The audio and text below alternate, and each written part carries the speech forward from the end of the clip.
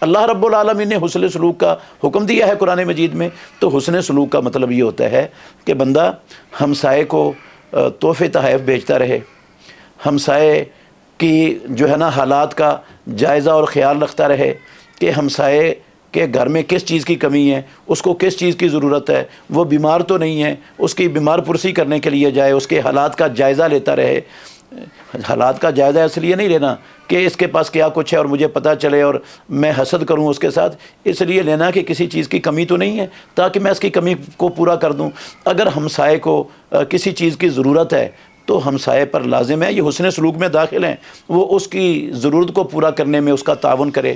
اگر اس کے پاس وہ چیز ہے تو ضرورت کے لیے اس کو وہ چیز دے، اگر وہ کرائے پر دینے والی چیز ہے کرائے پر دے، اگر وہ ویسے عاریتاً دینے والی چیز ہے عاریتاً دے۔ تو یہ حق ہے ہمسائے کے حقوق میں سے جو اللہ رب العالمین نے مقرر کیے ہیں، جن کی اللہ رب العالمین کے ہاں بہت بڑی اہمیت ہے، اور رسول مکرم صلی اللہ علیہ وسلم کے ہاں جس کی بہت بڑی اہمیت ہے۔ رسول مکرم صلی اللہ علیہ وسلم کو جبریل امین ایسے نہیں اللہ کی طرف سے آ کر وصیت کرتے رہے کہ آپ ہمسائے کے حق کا خیال رکھیں، ہمسائے کے ساتھ حسن سلوک کریں اور ہمسائے کو کسی قسم کی اذیت اور تکلیف اور دکھ دینے سے محفوظ رہیں۔ تو محترم ناظرین کرام، ہمارے معاشرے میں ان چیزوں کو ہم بلا چکے ہیں، بہت سے لوگ چھوڑ چکے ہیں۔ اکثر لوگ وہ ہمسائے کے حالات کو جانتے ہی نہیں، نہ اس کی ضروریات کا ان کو پتہ ہوتا ہے، نہ اس کی محتاجی کا پتہ ہوتا ہے، نہ اس کی بیماری کا پتہ ہوتا ہے۔ ہمسایوں سے کسی قسم کا تعلق اور تعارف ہوتا ہی نہیں۔ ہمسائے کے 3 درجے ہیں بڑے بڑے۔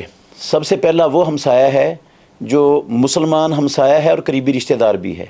اس کے 3 بڑے حق ہیں، ایک قرابت کا، ایک اسلام کا اور ایک ہمسایگی کا۔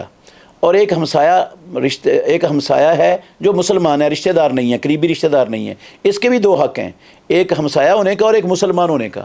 اور تیسرا ہے ایسا ہمسایہ جو کافر ہے، کافر ہمسایہ ہے، تو اس کا بھی حق ہے ہمسائے کا۔ یہ جو رسول اللہ صلی اللہ علیہ وسلم کو جبریل امین ہمیشہ وصیت کرتے رہے نا، یہ عام الفاظ ہیں، اس میں چاہے مسلمان ہو چاہے کافر ہو، کافر کے ساتھ بھی حسن سلوک کرنا ہے، اس کو اسلام کی دعوت دینی ہے، اس کے حالات کا جائزہ لینا ہے، اس کو جہنم سے بچانے کی کوشش ہمیشہ کرتے رہنا ہے۔